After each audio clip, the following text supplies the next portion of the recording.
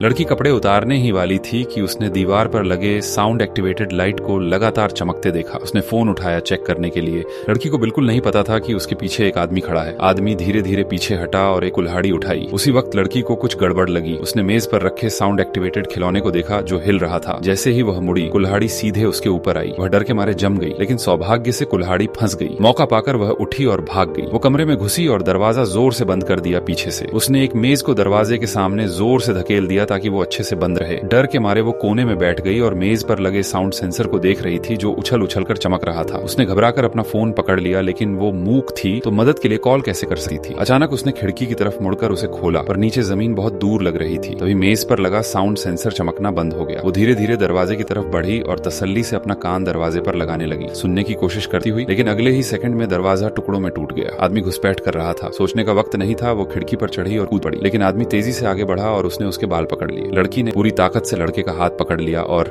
अपने नाखून उसके हाथ में गाड़ दिए। आदमी दर्द से चिल्लाया और लड़की को छोड़ दिया, जिससे वो नीचे गिर गई। सौभाग्य से वो सुरक्षित गिरी, लेकिन सांस लेने से पहले लड़के ने कुल्हाड़ी उसके ऊपर फेंक दी। वो दर्द को अनदेखा करते हुए ठीक वक्त पर घूम गई। वह पैरों के बल गिर पड़ी और भीड़ वाली जगह की तरफ भागी, मदद की उम्मीद में, लेकिन किसी ने उसकी साइन लैंग्वेज नहीं समझी। कुछ लोग तो उसे पागल ही समझने लगे। वह वापस मुड़ी और देखा कि आदमी करीब आ रहा है। उसके पास कोई और विकल्प नहीं था, तो उसने हवा में छोटी चाकू घुमाई, उम्मीद के साथ कि कोई ध्यान दे ही देगा। आखिरकार लड़के ने पुलिस को बुलाने के लिए फोन लगाया, लेकिन उससे पहले कि लड़का कुछ कह पाता, आदमी ने फोन उनके हाथ से छीन लिया, मदद मांगने से रोक दिया। उस लड़की ने देखा कि अब कोई उसकी मदद नहीं कर सकता। उसके पास कोई और रास्ता बचा नहीं था। फिर से भागने लगी तो आदमी उसके पीछे भागा, लेकिन बहुत ढूंढने के बाद भी उसे वो नहीं मिली। फिर भीड़ में उसने एक पहचान वाली शक्ल देखी। वो उसकी माँ थी जो पागलों की तरह अपनी बेटी को ढूंढ रही थी। उस आदमी के दिमाग में एक खतरनाक ख्याल आया। वो महिला की माँ के पास गया, एक अंधेरी गली की तरफ इशारा करते हुए झूठ बोला कि उसकी बेटी वहीं है। उस वक्त लड़की ने सब कुछ देख लिया। वो डर गई। अगर उसकी माँ उसकी बात मान गई तो वो खतरे में पड़ सकती थी। एक गहरी सांस ली, छुरी मजबूती से पकड़ ली और टूट पड़ी उस आदमी की तरफ देखते हुए उसने अपनी पूरी ताकत से चाकू सीधा अपने अंदर घोंप लिया। आदमी डर के मारे घबरा गया। उसे समझ ही नहीं आया कि अभी क्या हुआ। लड़की लड़खड़ाते हुए पीछे हट गई। उसका खून उसके कपड़ों में रिस रहा था। आदमी चाकू को देखकर सोचता रह गया। तभी उसे लड़की का प्लान समझ में आया। उसी वक्त दूर से पुलिस की सीटी बजने लगी। ऑफिसर आए और उन्होंने अपनी बंदूकें उस आदमी की तरफ उठा ली। लड़की ने ताना मारते हुए मुस्कुराई और उसे अपने जाल में फंसता देखा। गुस्से में आदमी उसकी तरफ दौड़ा।